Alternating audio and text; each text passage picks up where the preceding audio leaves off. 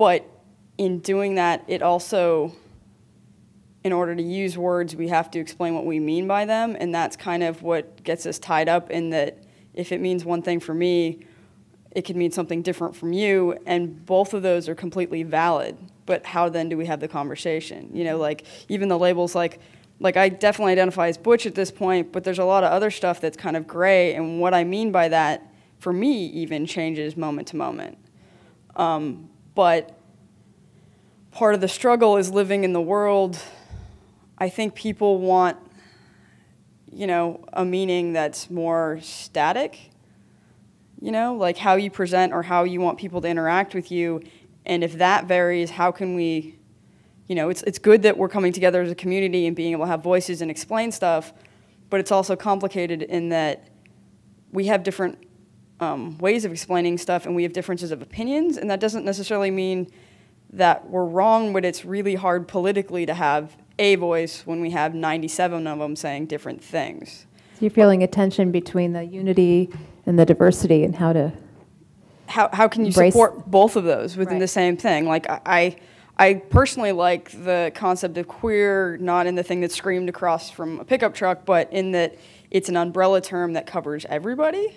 Okay. But there's also more to that when you break down, you know, like for trans folks, one of the things that I imagine is complicated, and like I'm Butch enough that I pass a lot of the time, it's an interesting thing in the world when I have different people seeing different things. Like I can come across as gay, as in gay male, I can come across as male, as in straight, and I can come across as Butch lesbian. And how that interacts with how people interact with me is very interesting.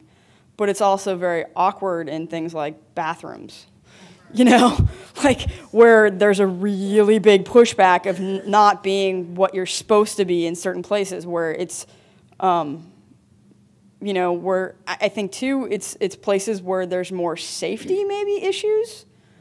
And I think maybe that's probably a little bit too in the queer community of if so we're trying to create I'm going to jump in and stop you because I'm wanting to have more concrete discussions about things that people have seen and heard. I don't know if this will help, but in the lesbian feminist thing of the 80s that you were talking about earlier, Jill, lesbians before that had carved out what they wanted to be women-only spaces, and that was what made the gathering safe. People's feeling that they had a shared experience in a shared space, and they were safe. And I think a lot of people at that time and even later didn't understand F to M because they would see a man sitting there, and we didn't want men, you know, at that time. And I include myself in that, although I'm changing and I want to change. What I want to hear more is from, I forget your name. Joe. Joe. And I forget your name, I'm sorry. Yeah. Mahogany. Because when I was young, a little girl, I wanted to be a boy. And I felt that I was a guy inside. And I felt attracted to women. And I did think that was the way that one was attracted to other girls. To women, was to be a guy. And, you know, then I discovered lesbianism. So I would really like to hear more from, well, all of you, and this side of the panel, Mahogany and Joe, how you experience your body and your connection to M inside that caused you to want to transition, and you did transition. Because internally in my body, I related to that, but that was never an option, and you know, I felt fine with my body at the time. So, could you speak more? When I was really young, my first memories are of I was playing in a crate, and I was imagining that I was a boat captain, and I had this woman, and I had, you know, I was absolutely a man with beard and everything, and I saw a picture of that, and I was like 3 or 4 when I looked at this picture, and I was like, oh my God, and it was, and I don't speak for all trans guys. There's a spectrum, it seems, of dysphoria as well.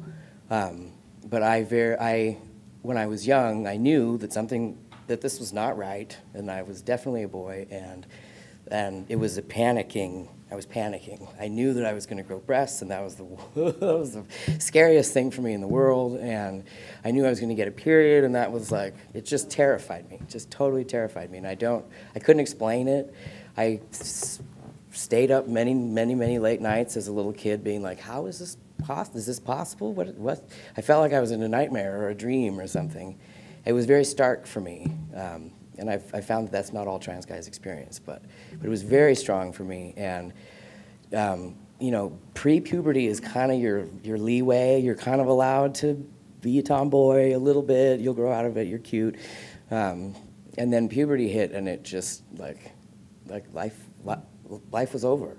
Like the girls didn't see me, the guys didn't see me as one of them anymore, and I didn't know what I wanted to be when I grew up because I just pictured this lady, and I was like, I'm not that lady. Who's that lady? And it's just like all of my dreams and aspirations got real small. Like I wanted to be an astronaut, but I couldn't picture this lady in a uniform or other stuff like that. And I lost hope very quickly, and my life kind of just went downhill pretty quickly. And when I found out that you could transition and you could look kind of normal, and there might be a friend or two, you might have a buddy, like I knew instantly that that's what I wanted to do right away. And I tried to pull back on my reins a little bit and be like, think about it, dude, like this is a big decision. But I knew that like I physically wanted my body to be different. I wanted hair on my face, and I can't explain that, but I just did. And you know, and I found a lot of solace in the lesbian community because they took me in when I didn't know who I was. I felt like I was the only one of whatever I was. And when I figured out that I was trans, I was the only one that I knew. And so I felt very alone. And there weren't a lot of older trans guys out there, and they weren't visible, and there were no groups, I think I was right on the brink before it really kind of opened up, you know? Like, I'm 27. Yeah, 27, yeah. I grew up in Sacramento, in the suburbs.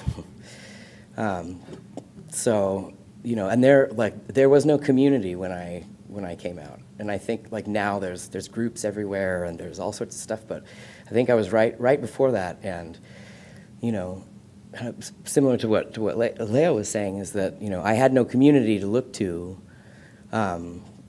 help me out or, you know, tell me how they felt about their bodies when they were young or anything like that. And I really kind of had to figure it out by myself and find community. And there was something I wanted to speak to that's escaping me at the moment. What is it? Oh, it'll come back to me. I just wanted to say that I'm feeling a little bit sad about the fact that the mentorship workshop is going on parallel to this one. Yeah. You know, because this issue is coming up, and I'm hearing a longing in you for exactly what Leah was mourning, you know, not being able to offer, you know. I think that's the visibility part is, you know, and I think like being trans, this is a generalization from my experience, but it seems like a lot of the older guys disappeared or they hid and they, you know, I'm a man, I'm not gay or whatever. Can I speak to that for just a second? Sure. Just so y'all know, I transitioned in 1970. I'm 58 years old. My name's Mike. Mike, can you please pick up the Oh, y'all can't hear me? Pardon me? Oh, I don't need a chair. And I just wanted to say to Joe, I think what happened is because the lesbian community said, you can't be here, you know, we fit in the straight world. And it was easy. It was easy to say, you know, I love you guys. I'm sorry. You know, I love you guys, but you don't want us here. So we left. And we went to where we could feel the love.